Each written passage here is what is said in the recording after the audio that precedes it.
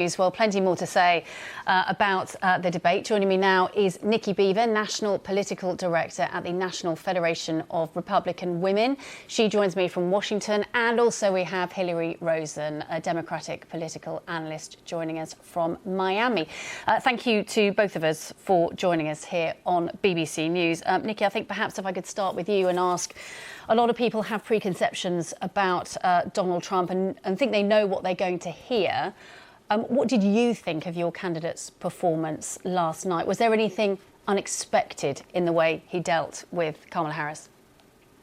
I don't think there was anything unexpected. I think he did a great job. I do think he got a little upset with how ABC was handling the debate, and they were only fact-checking him. They were not fact-checking Kamala. I know the left seems to think that she wasn't saying anything unfactual, but that isn't true. And it was a very 3 versus 1 kind of debate. He's focused on policy, the failures of the Biden administration, and unfortunately, Kamala failed to distance herself from the Biden administration, which is a huge concern for Americans since our economy is in the gutter, our borders are wide open, crime is a large concern, and he did say some crazy things, but the crazy things he said were true. There are body cam footage videos from police of some of these illegal immigrants eating a person's cat on their front porch. That is, I've shared it on my own social media, and it is a fact. So for ABC to come out and say that that isn't factual, I mean, that's not true. And so I think Donald Trump did a great job. I think he lined out his plan. He lined out policy failures of the Biden administration, which is what people are very concerned about. And she failed to distance herself from Biden.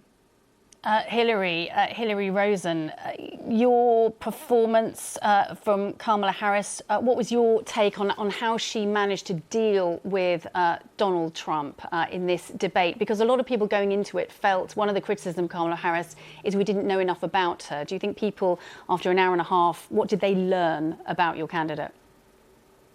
I think they learned that she is thoughtful, that she doesn't take the bait, that she wants to bring the country together, that when he was saying crazy things, like Nikki just said, she didn't fly off the handle. She basically said, come on, let's get serious here. Let's talk about what matters to the American people. And I think that people saw a leader, and I think that's why she won. It's because she actually said some things that were true that got him quite upset, and he flew off the handle.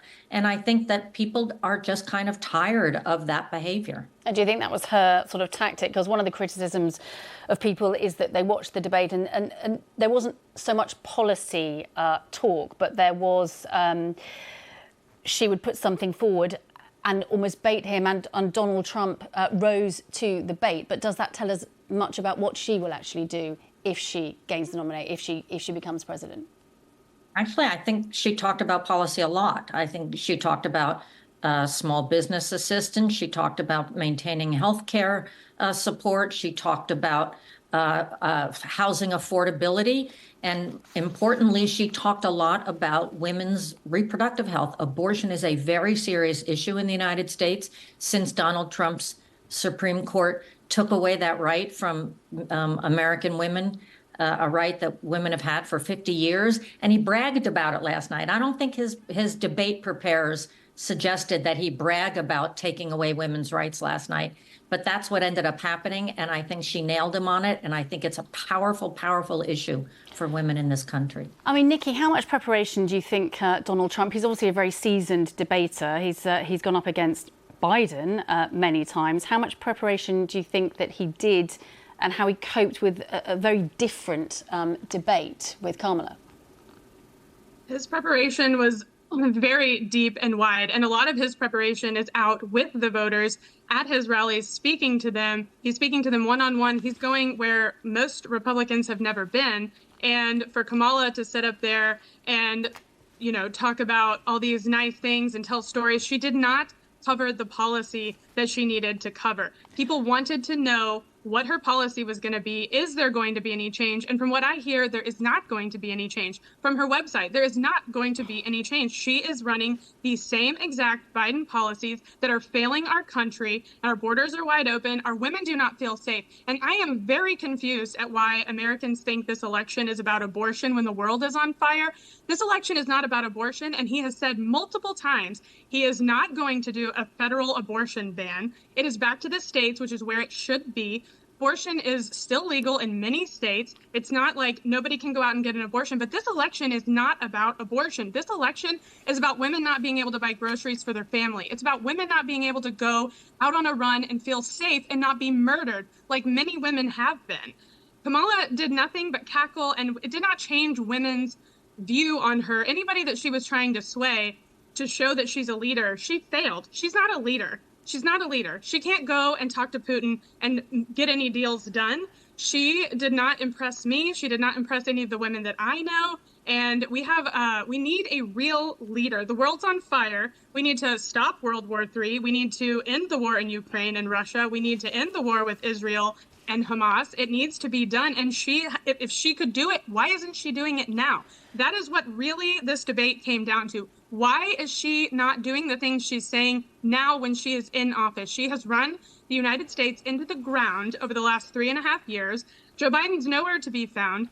She, for all intents and purposes, should be the one running the country. And if she is, or if she's not, either way, she doesn't have the leadership skills to run this country. And she's proven that over the last 3.5 years. Hillary, this was the first debate. This was incredibly the first time that the two candidates had even met each other. The question now is, will there be another debate, or do you think that is it between now and Election Day? Well, I think, we've just heard the ranting, because that's what happens when the Republicans feel under the gun here, is that they just fire back. And what we have right now actually is lower unemployment than we ever had in the Trump administration. Inflation is way down after having been left an economy in shambles in the Donald Trump years. And so things are getting better. And Kamala Harris actually, unlike Donald Trump, wants to give middle-class tax cuts. Donald Trump gave tax cuts for his wealthy friends. So I think we've seen that she's focused on the American people. She's not focused on her ego. I think that leadership was there. I think she's already proven herself. But she said this morning, I'm up for another debate. He's the one who hasn't said he wants to go at this again. Hillary Rosen, Democratic political analyst, thank you. And also thank you to Nikki Beaver, National Political Director at the National Federation of Republican Women. Thank you to both of you.